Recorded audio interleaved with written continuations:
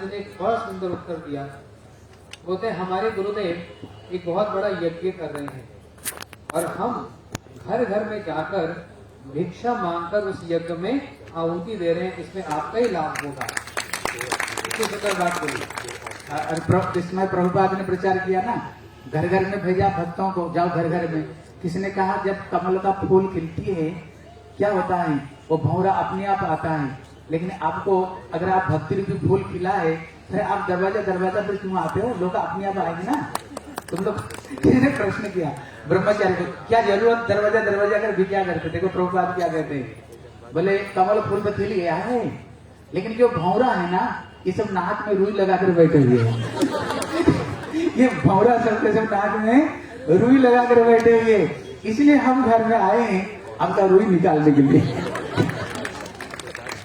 ये स्थान जो हुआ, यहाँ पर पूरा जंगल था, इतने बड़े बड़े पेड़, जड़ के नीचे भी। हमारे पीछे विपिन प्रभु खड़े हैं, इनको मैं बुला रहा हूँ, आगे आ जाइए। इन्होंने लगभग 20 दिन रात यहाँ खड़े होकर ये स्थान को साफ करवाया, इसको लेवल करवाया और सारी रात जाकर ये सारी व्यवस्था, मैं तो दिल्ली में भागवत कर रहा हूँ, हमको यहाँ आना नहीं पड़ा। यहाँ की सारी व्यवस्था उन्होंने अकेले अपने कंधे पर लिया और भक्तों ने इनकी सहायता के लिए, परंतु मुख्य रूप से इनका बहुत बड़ा योगदान है। इनको आ जाए। अभी मैं विजय कृष्ण प्रभु से प्रार्थना करता हूँ, मैं दो सब कुछ कहें। हरे कृष्णा, 2 शब्द हो गया। शब्द का मतलब कुछ और होता है। ठीक है, मैं समय ज्यादा नहीं लेते हुए सभी लोगों को प्रणाम करते हुए श्री गुरुदेव को, श्री बाबा गोस्वामी महाराज जी, मंचासी सभापति महोदय एवं समस्त दंडिपादगण सबके चरणों में दंडवत प्रणाम करते हुए श्री गुरुदेव के शतवार्षिकी महोत्सव के इस शुभ साल में फरीदाबाद में श्री राधा माधव गौड़ी मठ की जो भूमि पूजन है संपन्न हुआ और इस उपलक्ष्य में हम सारे लोग यहाँ पर एकत्रित, अद्वैताचार्य जी की तिथि है, जिन्होंने स्वयं श्री चैतन्य महाप्रभु को बुलाया, किंतु मैं समझता हूं कि परम दयालु श्री गुरुदेव यदि नहीं होते कि हम विशेष करके हम लोग चैतन्य महाप्रभु क्यों आए थे, इसका कारण हम लोग जान ही नहीं पा।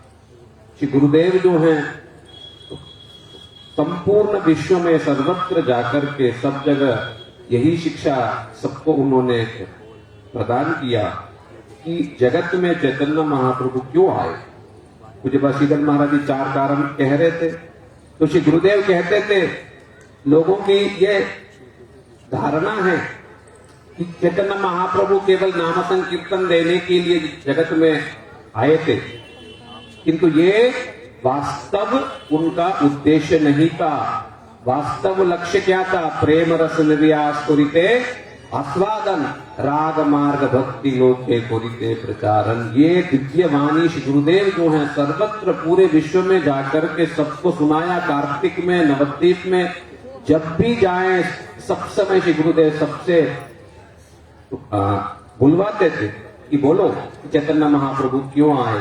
तो इसीलिए श्री गुरुदेव कृपा करके मथुरा से चल के फरीदाबाद नहीं आते। याद है मुझे 2004 में गर्ग साहब के घर में श्री गुरुदेव रुके हुए थे, सामने ही लक्ष्मी नारायण मंदिर। श्री गुरुदेव की सुंदर कथा और यहाँ के लोगों ने निवेदन किया कि गुरुदेव से, गुरुदेव हमें तो भ्रमर गीत सुननी, याद आ रहा, भ्रमर गीत सुननी। गुरुदेव ने कहा तीर्थ महाराज सुनाए, तो तीर्थ महाराज जी को श्री गुरुदेव ने बोला बोलो। तो तीर्थ महाराज जी ने बड़े भावपूर्ण रीति से भ्रमर गीत को सुनाया। तो इस प्रकार से श्री गुरुदेव बारंबार फरीदाबाद आते रहते थे विशेष करके महाप्रभु के उसी भागवत के श्रेष्ठ विचारों को समझाने का प्रयास किया। बाद में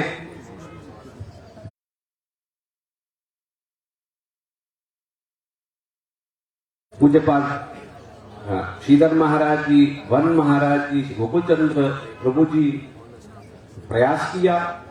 उनके बाद हमारे पूज्यपाद सिद्धांति महाराज जी, पूज्यपाद श्री माधव प्रिय प्रभु सबने प्रयास किया। किंतु मैं समझता हूं परम पूजनीय श्री श्रीमद भक्ति विज्ञान भारती गोस्वामी महाराज जी के यहाँ पर रहने से फरीदाबाद के लोगों में बहुत चेंज आया।